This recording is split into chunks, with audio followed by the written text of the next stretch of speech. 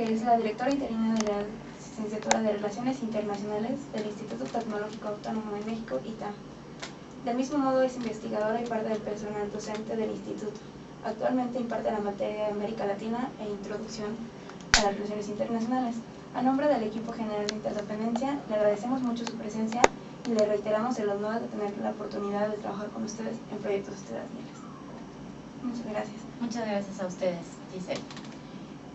Primeramente, sabemos que el concepto de izquierda se refiere al lugar relativo que se ocupa en el espectro político y al contenido social de los programas políticos. Usted en su ensayo El vuelco a la izquierda en América Latina mencionaba que es muy difícil hablar de una izquierda como una unidad, sino que debemos hablar de las izquierdas. Entonces nos gustaría saber cuáles son los elementos que constituyen a la izquierda, cómo los podemos clasificar y cuáles son sus principales puntos. Sí, bueno, yo lo que mencionaba es que existen las izquierdas en plural, porque en realidad esta familia política es muy diversa. Si tuviéramos que encontrar cuál es un valor que comparten todas las izquierdas, sería, como lo ha definido Norberto Bobbio, pues un compromiso muy importante con la igualdad como valor, como estrella polar, como concepto guía, ¿no?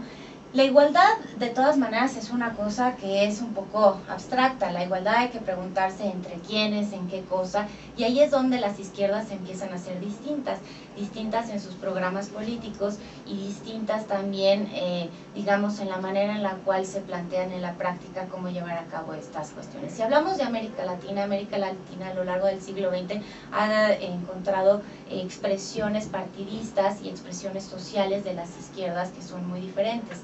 En la literatura se habla de las izquierdas socialistas y comunistas, las que podríamos llamar más netamente de izquierda, las socialdemocráticas, que encuentran también un compromiso con las instituciones liberales de gobierno, y también las izquierdas populistas, si somos generosos con el término y las aceptamos dentro de esta categoría.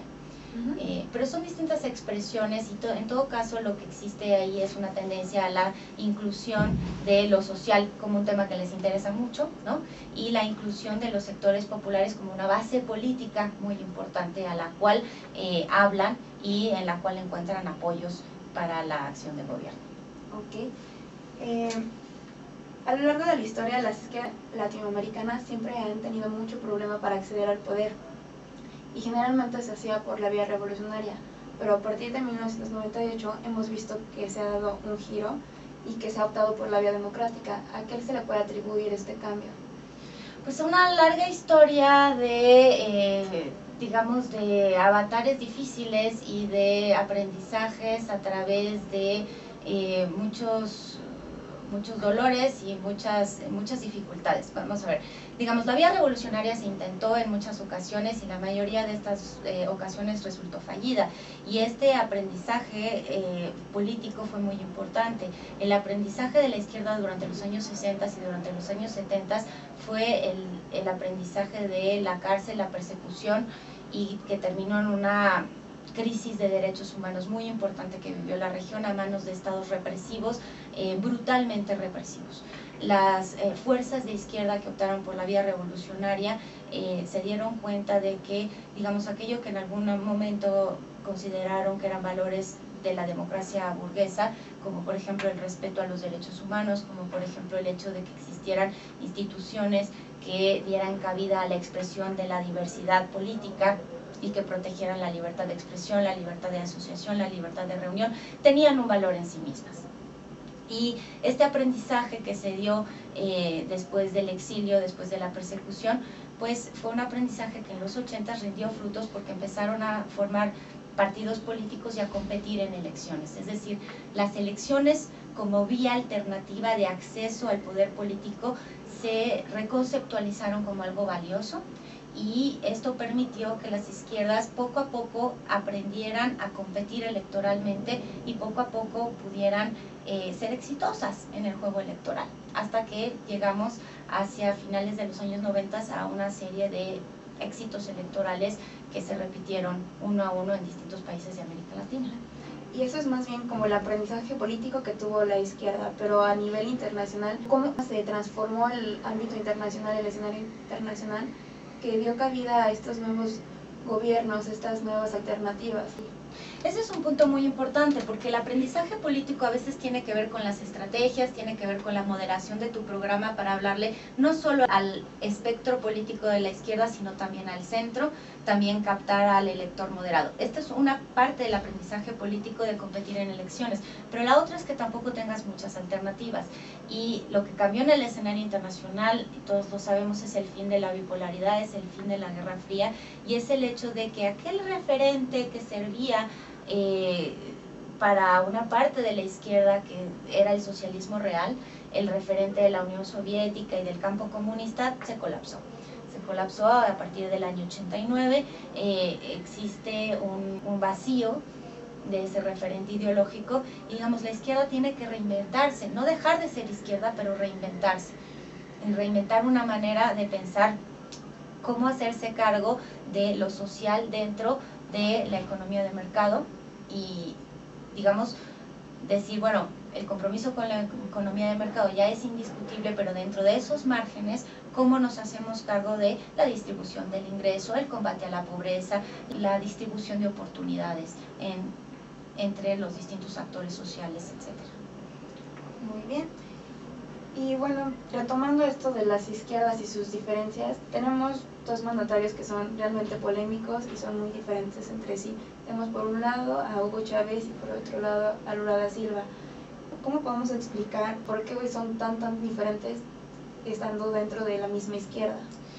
Bueno, el tema es que no estoy segura de que sea la misma izquierda, y vale la pena subrayar esto porque fracaso o éxito depende del parámetro, y yo creo que el parámetro que valdría la pena subrayar es cuál es la diferencia más importante entre las izquierdas de América Latina hoy.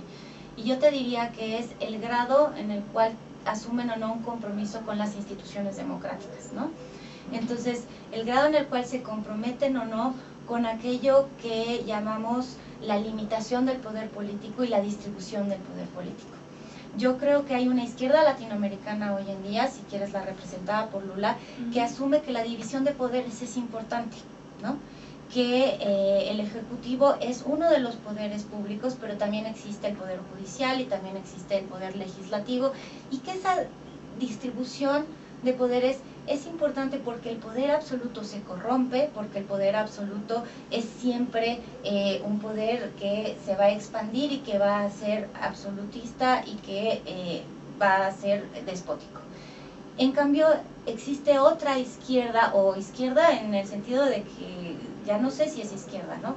Pero digamos que se autoasume de izquierda, que es la que cada vez más representa a Hugo Chávez, que ahora tiene un discurso en el cual dice que la división de poderes es una, digamos, una mentira de la burguesía, que es una cosa burguesa que hay que superar, algo innecesario, y que el poder popular tiene que ser expresado a través del jefe de Estado, y que al espíritu de las leyes hay que superarlo. El espíritu de las leyes de Montesquieu me estoy refiriendo, hay que superarlo.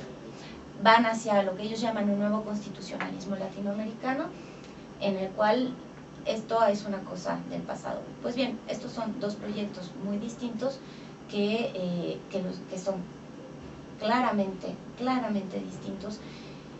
Y mira, yo creo que el fracaso es que la izquierda se había comprometido, ¿no? La izquierda chavista había llegado al poder a través de las urnas, había reivindicado, ¿no?, las causas populares, que mucha falta hacía en Venezuela, que había sido gobernada por una oligarquía que había sido sorda a las necesidades populares, y que por esa sordera había aupado a Hugo Chávez en el poder, que traía un proyecto muy importante de misiones sociales, de programas sociales bien interesantes, y que hoy en día, ¿no?, una diferencia sustantiva en cuanto a este proyecto.